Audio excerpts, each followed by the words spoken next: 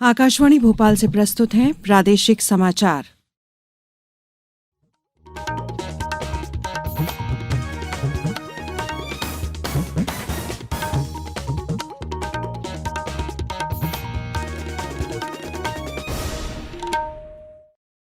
नमस्कार, समाचारों के साथ मैं शेख महजबीन अल्मास। सबसे पहले एक अपील।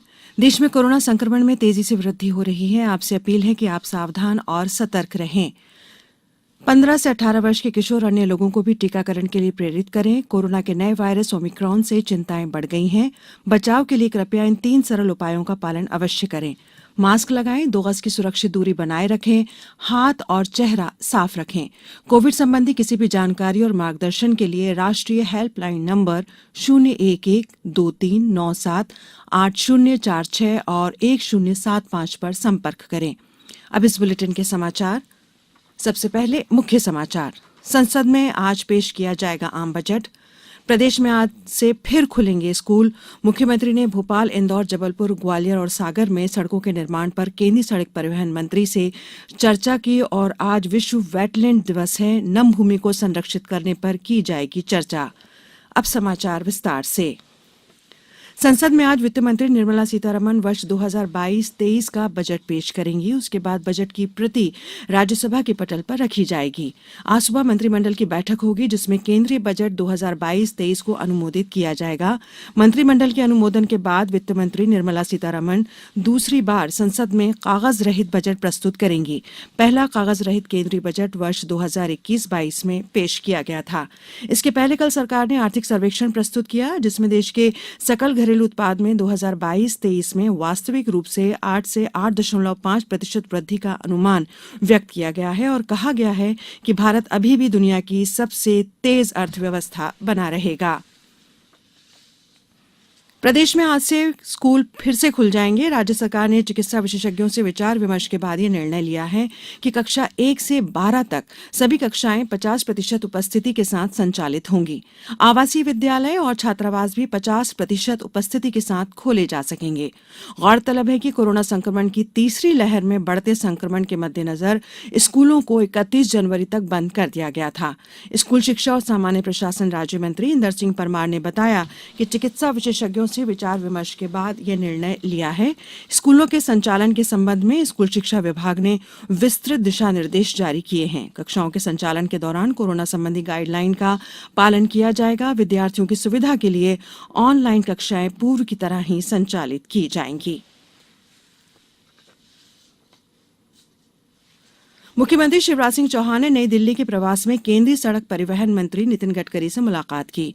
प्रदेश के 56 शहरों में 750 करोड़ रुपए की लागत से आंतरिक सड़कों को सुदृढ़ बनाने, भारतमाला परियोजना के प्रथम चरण में 5 बड़े शहरों भोपाल, इंदौर, जबलपुर, ग्वालियर और सागर के छूटे हुए हिस्से में बाईपास रिंग रोड के निर्माण पर चर्चा की। इससे शहरों में यातायात का दबाव कम होगा। केंद्रीय मंत्री श्री नितिन गडकरी ने इस पर सहमति प्रदान की। श्री चौहान ने बताया कि प्रदेश में सुदृढ़ अधोसंरचना स्थापित करना राज्य शासन की पहली प्राथमिकता है। मध्य प्रदेश में विभिन्न कार्यों के लिए निरंतर स्वीकृतियां दी जा रही हैं जिससे सभी निर्माण कार्य पूर्ण करने में आसानी होगी और प्रदेश की आर्थिक गतिविधियों को नई गति मिलेगी। मुलाकात के दौरान केंद्रीय कृषि मंत्री नरेंद्र सिंह तोमर विशेष रूप से उपस्थित थे। उच्च शिक्षा मंत्री डॉक्टर मोहन यादव ने कहा है कि पाठ्यक्रमों को रोजगार मूलक बनाया जाना आवश्यक है। साथ ही विद्यार्थियों को स्वरोजगार से जोड़ने का भी अधिक से अधिक प्रयास किया जाना चाहिए। डॉक्टर यादव कल विभागीय समीक्षा बैठक को संबोधित कर रहे थे। बैठक में अपर मुख्य सचिव उच्च शिक्षा श्री शैलेंद्र सिंह ने बताया कि प्रदेश में 120 महाविद्यालय एकल संकाय संस्थान के रूप में हैं। आयुक्त उच्च शिक्षा दीपक सिंह ने प्रदेश में आदर्श महाविद्यालय विकसित करने एवं उज्जैन के शासकीय विज्ञान महाविद्यालय के मॉडल को अग्रणी महाविद्यालयों में लागू करने की जानकारी दी।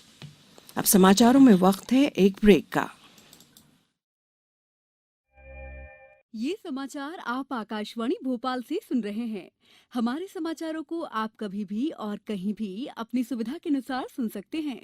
ये समाचार बुलेटिन YouTube, ट्विटर और फेसबुक पर AIR न्यूज भोपाल पेज पर सुने जा सकते हैं। इसके अलावा आप हमारी वेबसाइट newsonair.nic.in पर या AIR न्यूज ऐप पर भी ये समाचार सुन सकते हैं। ब्रेक के बाद समाचारों में एक बार फिर आपका स्वागत है। राज्य के पर्यावरण मंत्री हरदीप सिंह डंग ने आज विश्व वेटलैंड दिवस पर प्रदेशवासियों से नम भूमि संरक्षण में अपना अमूल्य योगदान देने की अपील की है। उन्होंने कहा है कि पर्यावरणीय चिंता से देश और प्रदेश की नम भूमियों की देखभाल के तरीके में सुधार हुआ है। गौरतलब है कि वेटलैंड ऐसे जल क्षेत्र को कहा जाता है जहां हमेशा जल भरा रहता है। वेटलैंड जलवायु परिवर्तन के प्रतिकूल प्रभाव को कम करने, कार्बन पृथक्करण, दुर्लभ प्राणियों के आश्रय, मत्स्य पालन, धान खेती और आजीविका गतिविधियों के लिए महत्वपूर्ण है। आज ही राज्य वेटलैंड प्राधिकरण द्वारा संगोष्ठी का आयोजन किया जा रहा है। इस कार्यक्रम में वेटलैंड संरक्षण की चुनौतियों एवं संभावनाओं पर चर्चा की जाएगी। गौरतलब है कि विश्व में वेटलैंड के संरक्षण एवं स्थायी उपयोग के उद्देश्य से फरवरी 1971 में ईरान के रामसर शहर में अंतर्राष्ट्रीय संधि को अपनाया गया था। देश में कुल 47 रामसर साइट्स हैं।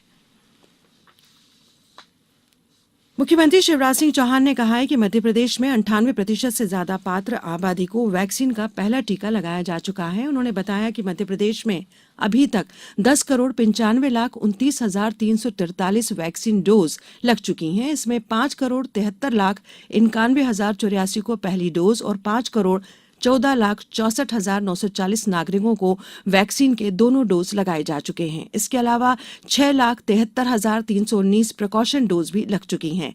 प्रदेश में टीकाकरण का कार्य निरंतर जारी है। प्रदेश के जल संसाधन मंत्री एवं हरदा जिले के प्रभारी मंत्री तुलसीराम सिलावट और कृषि मंत्री कमल पटेल ने कल हरदा जिले में अधिकारियों की बैठक में निर्देश दिए कि रेत खनन और भूमाफिया तथा मिलावटखोरों के विरुद्ध सख्त कार्यवाही की जाए। प्रभारी मंत्री श्री सिलावट ने निर्देश दिए कि नर्मदा जयंती के अवसर पर हरदा जिले में पौधरोपण का विशेष अभियान संचालित किया जाए। नर्मदा तट, शासकीय स्कूल और अस्पताल परिसर तथा अन्य शासकीय कार्यालयों में पौधरोपण किए जाएं। अब कुछ समाचार संक्षेप में।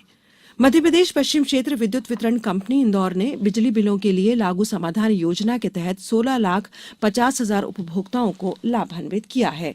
रबी विपणन वर्ष 2022-23 हेतु आगरमालवा जिले में किसानों के पंजीयन एवं समर्थन मूल्य पर गेहूं के लिए प्राप्त समस्याओं के निराकरण एवं पर्यवेक्षण के लिए कलेक्टर अवधेश शर्मा ने जिला स्तरीय उपार्जन समिति गठित की है। शिवपुरी जिले में कल ग्राम 57 खुर्द पर से सरकारी जमीन से अतिक्रमण को हटाकर लगभग 2 करोड़ की शासकीय भूमि को कब्जे से मुक्त कराया गया। भारत के जाने माने हॉकी गोलकीपर पीआर श्रीजेश को वर्ष 2021 में उनके प्रदर्शन के लिए प्रतिष्ठित world games athlete of the year चुना गया है। वे ये सम्मान पाने वाले केवल दूसरे भारतीय हैं। भारत की महिला हॉकी टीम ने कल ओमान में मस्कट में चीन को 7-1 से हराकर FIH प्री लीग हॉकी में अपना अभियान शुरू किया। अंत में मुख्य समाचार एक बार फिर। संसद में आज पेश किया जाएगा आम बजट। प्रदेश में आज से फिर खुलेंगे स्कूल। मुख्यमंत्री ने भोपाल, इंदौर, जबलपुर, ग्वालियर और सागर में सड़कों के निर्माण पर केंद्रीय सड़क परिवहन मंत्री से चर्चा की। और आज विश्व वेटलैंड दिवस है। नम भूमि को संरक्षित करने पर की जाएगी चर्चा। इस बुलेटिन में फिलहाल इतना ही। अंत में एक अपील, हमेशा ध्यान रखें मास्क और 2 गज की दूरी, हाथ धोना भी है जरूरी। नमस्कार।